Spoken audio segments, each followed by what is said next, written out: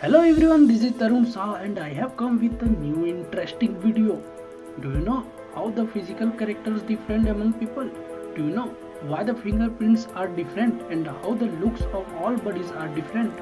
क्या आप जानते हैं कि कैसे लोगों का जो फिजिकल कैरेक्टर है डिफरेंट होते हैं, क्यों फिंगरप्रिंट्स डिफरेंट होते हैं और सबके लुक्स डिफरेंट क्यों होते हैं?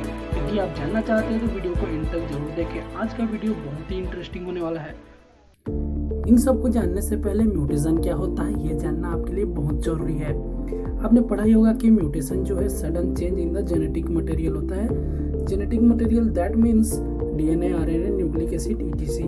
तो क्या आप जानते हैं कि एक्चुअल में म्यूटेशन होता क्या है और बॉडी में इसका क्या रोल है? तो मैं बता दूं कि mutation is sudden change in the genetic material which cause changes of character of an organism. जब जेनेटिक मटेरियल में कुछ भी चेंजेस आए, इसका मतलब है कि चाहे वह डीएनए हो या फिर वह क्रोमोसोम हो, इनके स्ट्रक्चर या फिर सीक्वेंस में चेंजेस हो, तो इनके कारण बॉडी की स्ट्रक्चर और कैरेक्टर में चेंजेस आता है, क्योंकि बॉडी स्ट्रक्चर में जेनेटिक मटेरियल ही चेंजेस करने के लिए रिस्पॉन्सिबल होते हैं।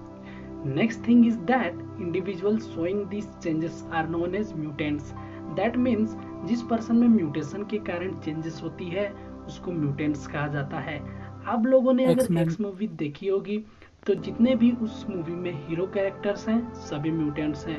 अब तो आपको समझ आ ही गया होगा कि म्यूटेंट्स जो होते हैं कौन होते हैं। म्यूटेशन में भी हार्मफुल। म्यूटेशन के कारण बॉडी में अनडिजायरेबल चेंजेस हो सकती हैं, जिसके कारण जो है बॉडी के लिए सही नहीं होता। Mutations may be beneficial. That means the mutation is used to treatment of various genetic diseases. जिनमें चेंजेस करके बहुत से डिजीज को ट्रीट किया जाता है, इस प्रकार बेनिफिशियल भी होता है। Mutations may have no effect on the organism. Some mutations cannot respond to organism to change it. Means कुछ केसेस में म्यूटेशन से ऑर्गेनिज्म में कोई प्रभाव नहीं होता है। And next we talk about mutations heredity. That how are the mutations inherited? Only mutations in gametes such as eggs and sperms are passed on to offspring. मतलब कि only mutations in gametes such as egg and sperms होते हैं, वही mutation वंशागत हो सकते हैं। और हम नेक्स्ट बात करें mutations in body cells. Mutations in body cells only affect the organism in which they occur and are not passed on to offspring.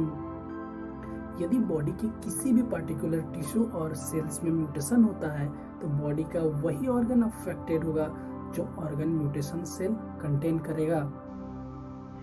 If we talk about the type of mutations, there are various lot kind of mutations can be occur, so that we will discuss which are important in the exam point of view. So it causes the diversity among the people. Let's talk about the germinal mutations. That is first type of mutations which are important in exam point of view. First thing, see here, the germinal mutations, when a mutations occur within the germ cells, that means egg or sperms, it is called a germinal mutations.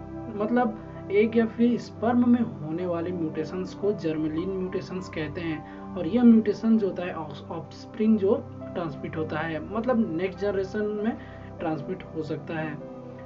If we talk the somatic mutation, that is the type of mutation that is also important in exam point of view. If we see the next mutation, that is somatic mutation. Somatic mutation, you may say here, somatic mutations occur in any of the cells of the body except the germ cells and therefore are not passed on to the children. That means कि somatic mutations body के किसी भी particular individual cells में होता है। Germinal cells को छोड़कर यह जो है ऑफस्प्रिंग ट्रांसमिट नहीं होता, मतलब कि यह संतति में अनुवांशिक ही नहीं होता है। मतलब you can say here they can not be transmit offspring.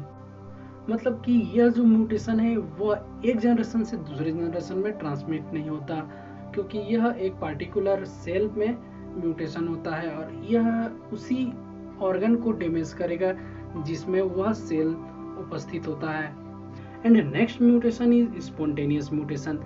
The spontaneous mutations are those that arise in absence of any known mutagen treatment. That means it is the mutation which induced automatically. No one mutagens needed to arise the mutations. मतलब कि spontaneous mutation जो है कभी भी किसी भी cell में हो सकता है और यह स्वतः इंड्यूस होता है, मतलब कि स्वतः अपने आप यह इंड्यूस होता है, किसी भी फैक्टर की आवश्यकता नहीं होता. And next mutation is induced mutation that is arise after the purposeful treatment with the mutagens. Environmental agents that are known to increase the rate of mutations. जैसा कि मैंने पहले भी बताया था कि म्यूटेशन डिजीज के ट्रीटमेंट में यूज किया जाता है. यह उसी म्यूटेशन से एसोसिएट करता है.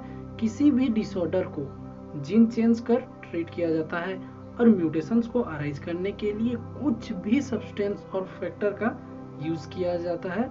इसको म्यूटाजिन कहते हैं.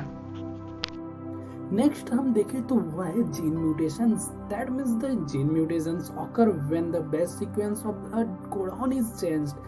These are three types of gene mutations. First is substitution, second is deletion, and third is insertion. Deletion and insertion is also known as frame shift mutation. इनको जो है फ्रेम शिफ्ट म्यूटेशन के नाम से भी जाना जाता है.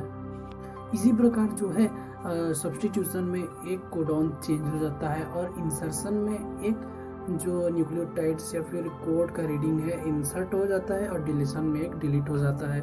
इस प्रकार आप देख सकते हैं कि किस प्रकार ये चेंजेस होती है.